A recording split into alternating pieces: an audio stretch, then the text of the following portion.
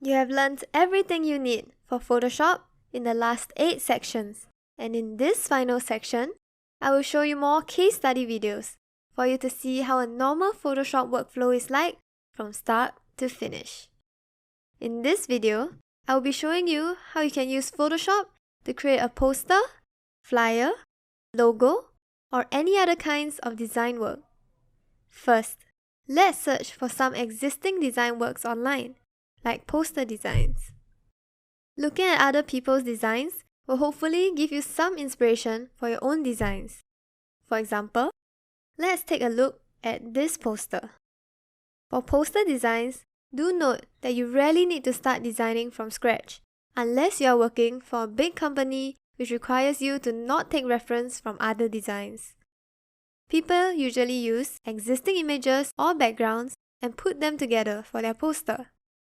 So, for this type of poster, you'll simply need to find a laptop icon, sunglasses icon, and all the remaining icons here before you drag them into Photoshop. Then, you'll need to use the text tool to create the text here, change the color of the text and the background. For posters like this, it is the same thing. Find some icons online and you'll be able to combine them together to make a poster. Next, let me show you how you can get resources online. There are a few websites frequented by designers which I feel are very useful.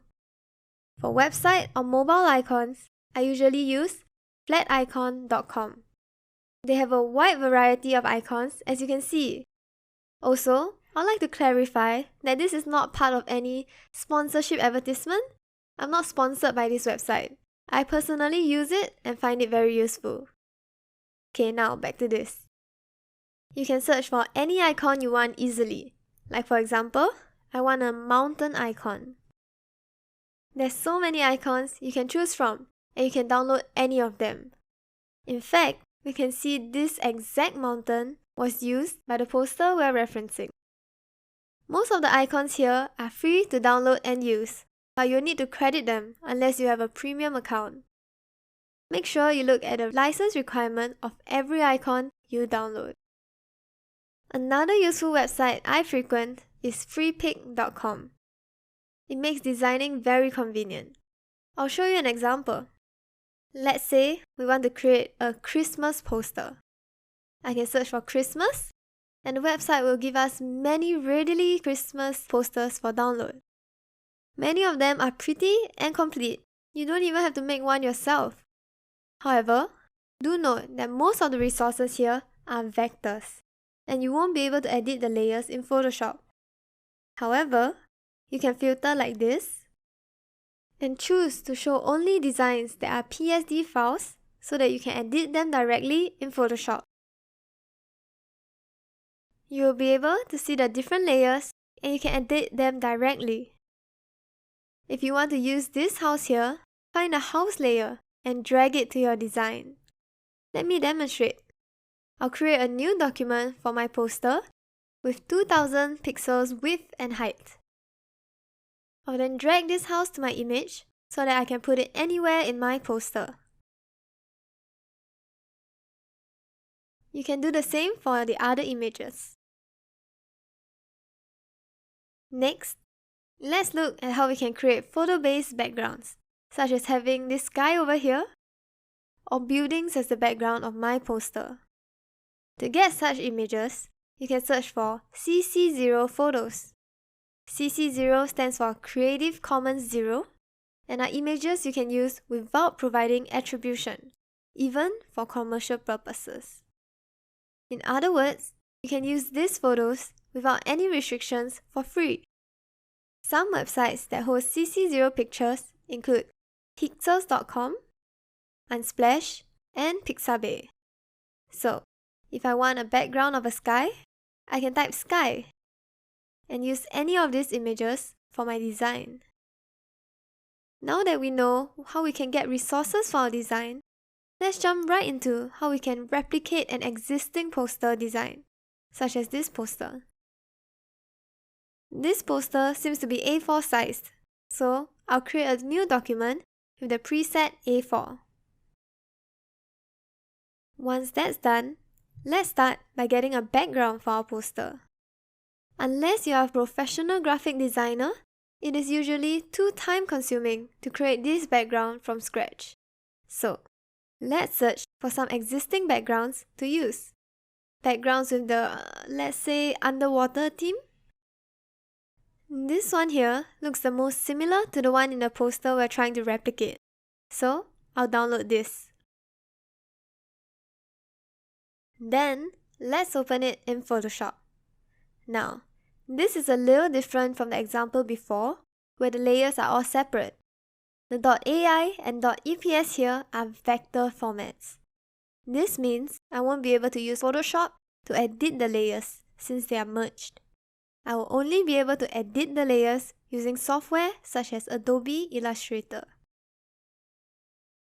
However, in this example, I will not need to edit the image, so I'll simply drag it to my A4 document. This image is smaller than the document size, so in situations like this, you can choose to either find a bigger image or scale it. I'll be scaling it, so I'll be going through with you guys the process as well. Press Ctrl T and drag to scale the image. I will also intentionally skew the image width like this by holding down the Shift button. There, I think this is fine now.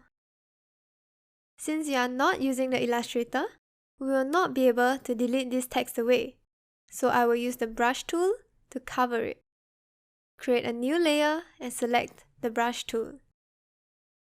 Then, hold down the alternate key to bring up the color picker and select this shade of blue. Afterwards, paint over it to cover the logo. Don't worry, you can always attribute the image to the website later on.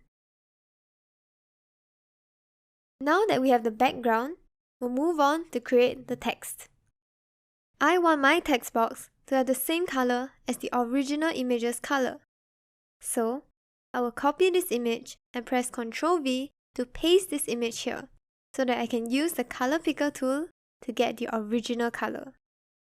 Then, I will draw a rectangle to mimic this text box with the blue color sampled. Then, use the text tool to type waves of change. Now, position the text above the rectangle layer and adjust its size and color. Feel free to change the font if you want though. And there, we are done for this top part. Let me create another text for this big center poster word. I want to increase the width between each character, so I'll use the character panel. Open the character panel through the window menu. Find tracking and select a positive number to increase the spacing. Afterwards, I only need to adjust its size and position. Now that I'm done, I will use Ctrl J to duplicate the layer, move it below, and change the word to design. We duplicate one more time and shift it below.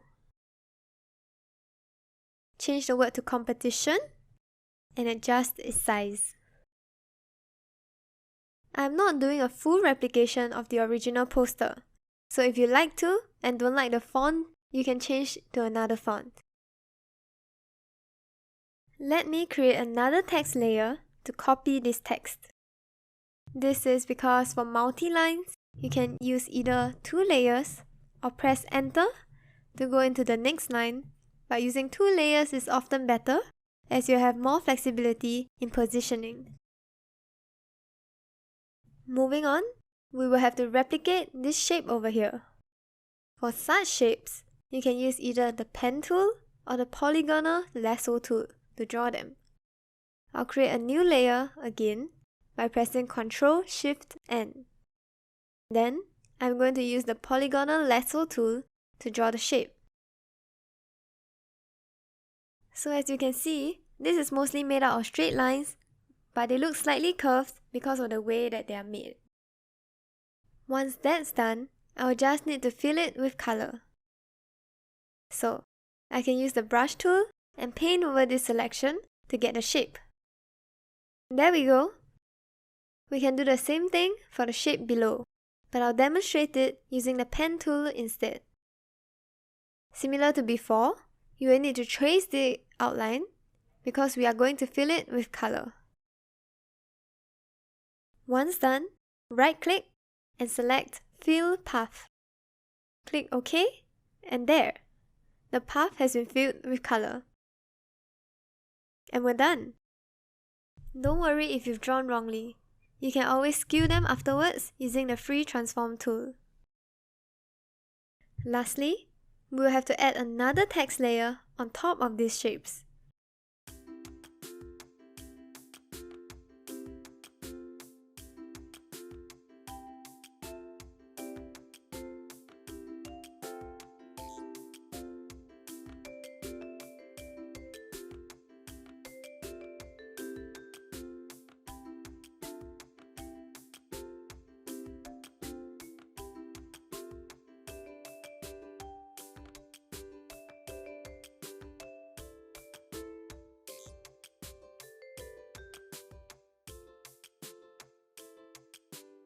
Then, you can add these logos at the bottom if you like to, but I won't be doing them. One small tip for you: if you like to change the shape color, use layer style. Double-click on this layer and go to Color Overlay. Select Normal, 100% opacity, and you will be able to see a live preview of the color you have selected. Once you are satisfied, click OK to overlay the color. This has been a long video, but I hope it has been useful. You should know how to get resources for your designs online, as well as how to replicate or create your own poster. Now, you are equipped with all the knowledge needed to create your own graphic design work. Good job! In this case study video, I will be showing you how to beautify photos of objects so that you can, for example, list them on e-commerce websites for sale. This is especially useful if you have a whole catalog of items for sale and want them to look enticing and professional. For this case study, I will use this image of a canned food. First, create a new document. I'll be giving it a size of 3000 pixels width and height. Then, drag the picture of the item into this new document. To beautify this image, I will be first doing some touch-ups before transforming the background to a pure white color and giving it a more metallic look on its opening over here. Let's start with the touch-ups. As I've said in the previous sections, using the auto function is very useful when editing your images, so I'll be doing so. I'll use the auto function for contrast as well as color. Well, they look pretty decent, so I'll keep them. Then maybe I'll apply the auto function to the level as well. That looks better. The image is a little too dark though, so I'll increase the brightness to make it more attractive. There, that's much better. And we're done with the touch-ups. So let's move on to changing the background color. There are a few ways we can change the background color. Like I could use brush to paint the entire background white. But what I'll be doing is to delete the current background using the layer mask before adding a white background at the back. This is more useful as the background and the can are now in separate layers, and I can edit them separately if I want to. Now, do you notice that the can is curved at the top? This is perfect for the pen tool selection. It'll be more accurate and easier to use than the brush tool in this situation. I will use the pen tool to make selections, then paint it over with the black brush in layer mask to hide the extra parts. To refresh, using layer mask is ideal compared to using the eraser or the delete button because it leaves room for mistakes and changes later on. You will, however, still need to spend quite some time on the painting, so be patient.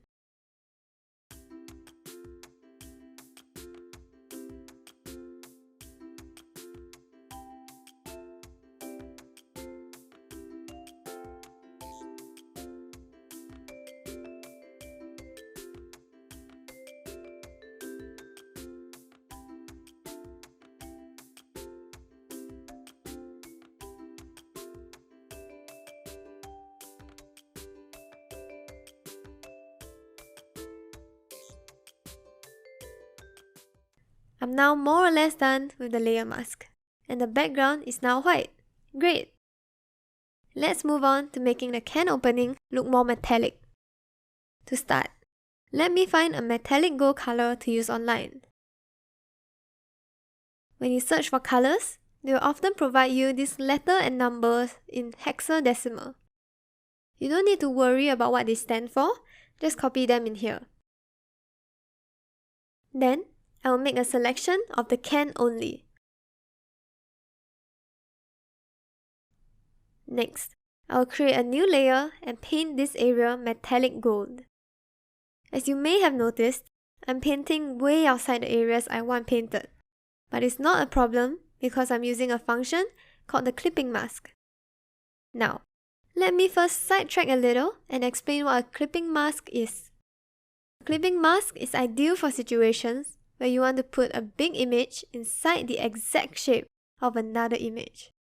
For example, I have this rectangle shape here, and I want to fit this image inside of it.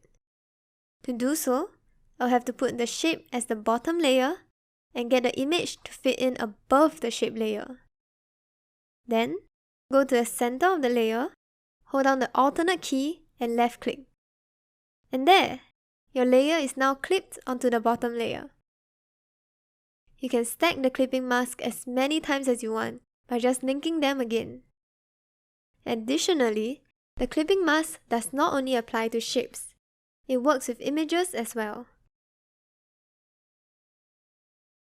Now that that's done, let's go back to the can. I'm using the clipping mask only to fit the gold color inside this opening. Next, I will set the layer as multiply so that it blends in with the cover. Afterwards, reduce the opacity and you'll see that it has a different color tone now. This is great! But I will lower the vibrance of the gold because I feel it is too saturated. The picture looks much nicer now, but we could still do more. Let's add reflection to the can. First, I will duplicate these two layers and apply the layer mask to the duplicated layer. Then, merge the two layers. Press Ctrl T to activate Free Transform, right-click and flip this layer vertically. Afterwards, we simply have to lower the opacity of this layer to create the reflection effect. Since the can has a curved surface, we will have to do some additional work using layer mask to clean the overlapped portion.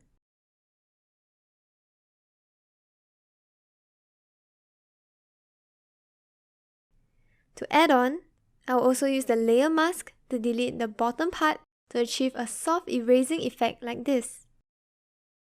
For this, I'm using a soft brush with the opacity set lower, and I'll be clicking on it a few times.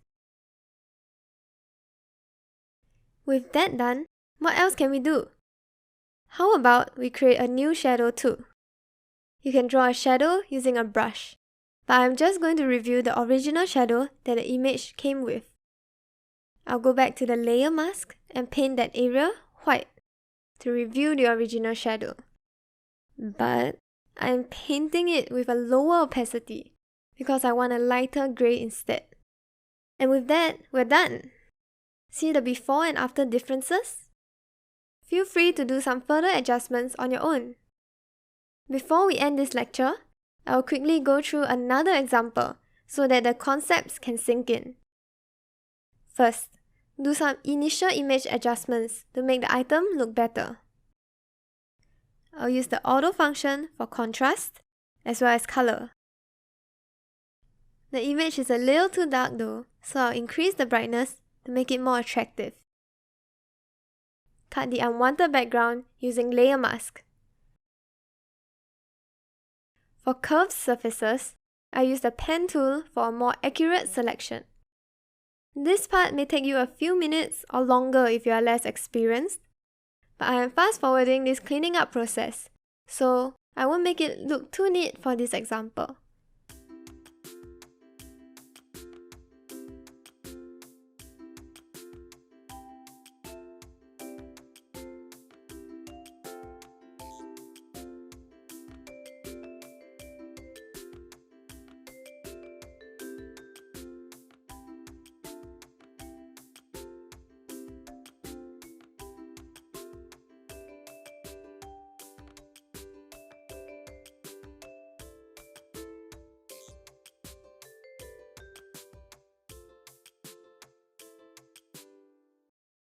Afterwards, I'll create the reflection again.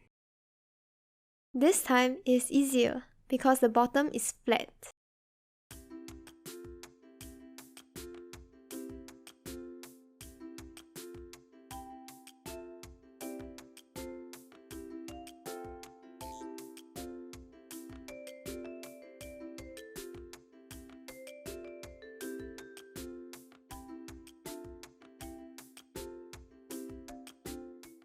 After that, I will just review some of the original shadow.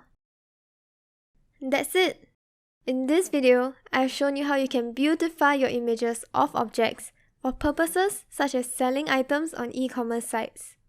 I have shown you how you can make use of selection to change the background, create a reflection by lowering opacity, and use layer mask to clean up. I've also introduced the clipping mask to you. Now, go ahead and edit your own photos to try it out. That's all the case study videos I have for you. I hope they have been useful, and by now, you should be very confident working with Photoshop. Before we end this series, let me summarize all the useful shortcuts introduced to you throughout this course. You don't have to remember all the shortcuts, but as you use more of these shortcuts, they will become more natural to you. First, one of the most useful shortcuts is the shortcut to zoom in and out. To zoom in, hold down your Ctrl and spacebar and left click. To zoom out, hold down your Alternate and spacebar and left click. To pan through your document, hold the spacebar and left click to drag your document. This is very convenient and will save you a lot of time. Next, changing the brush sizes can be done by using the brackets. To enlarge, press the right bracket. To decrease your brush size, use the left bracket. This works for the brush and the eraser, and most other options which require you to draw, such as the clone tool. If you have to draw quite frequently, I suggest you remember this. Next, we have undo and redo. To undo, press Ctrl Z. To redo, press Ctrl, Shift, and Z. To toggle the foreground color, press X. This will be especially useful to you when you are using layer mask, so that you can toggle between painting white and black quickly. For free transform, press Ctrl T. To create a new layer, press Ctrl, Shift, N. Next, let me cover another shortcut I haven't mentioned. A shortcut for moving layers up and down the layer tab here. To shift the current layer up by one position, you can press Ctrl and right bracket instead of using your mouse. Then, to shift the current layer down, you can press Ctrl and left bracket, and your layer will be shifted by one position. To shift it all the way down or up, press Ctrl Shift and left or right bracket. This layer shifting shortcut will be very useful when you have many layers and you need to shift them quickly. Lastly, we have the shortcut for duplicating layers. To duplicate a layer, press Ctrl J. If you are using the selection tool, you can select a layer and only duplicate the selected area by pressing Ctrl J in a selection. In this video, I have summarized all the common and most useful shortcuts that I've been using over the years. However, there could be many more shortcuts you discover along the way. Shortcuts are great as they will make your Photoshop life easier and your workflow faster.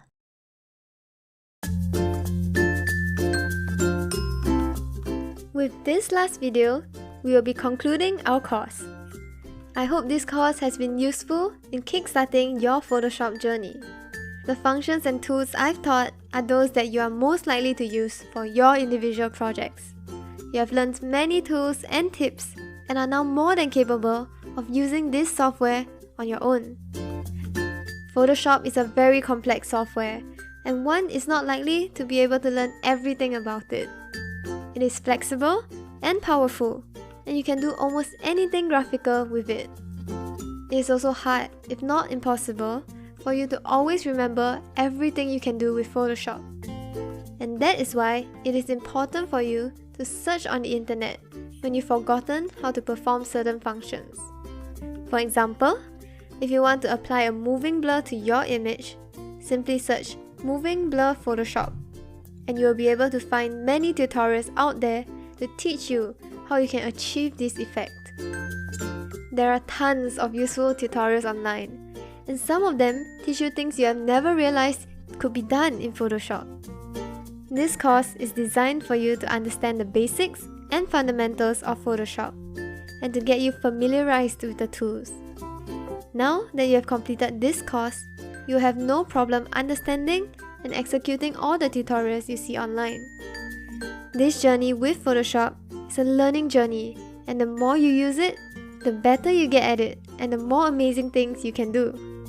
There are many other tools I haven't covered in this course, but these are the tools I've rarely used in the past 6 years, so I don't find them useful for you. However, feel free to explore them on your own, such as how to create 3D effects and animations. I thank you once again for being with me throughout this course. If this course has helped you kickstart your Photoshop journey, I would really appreciate if you could leave a rating.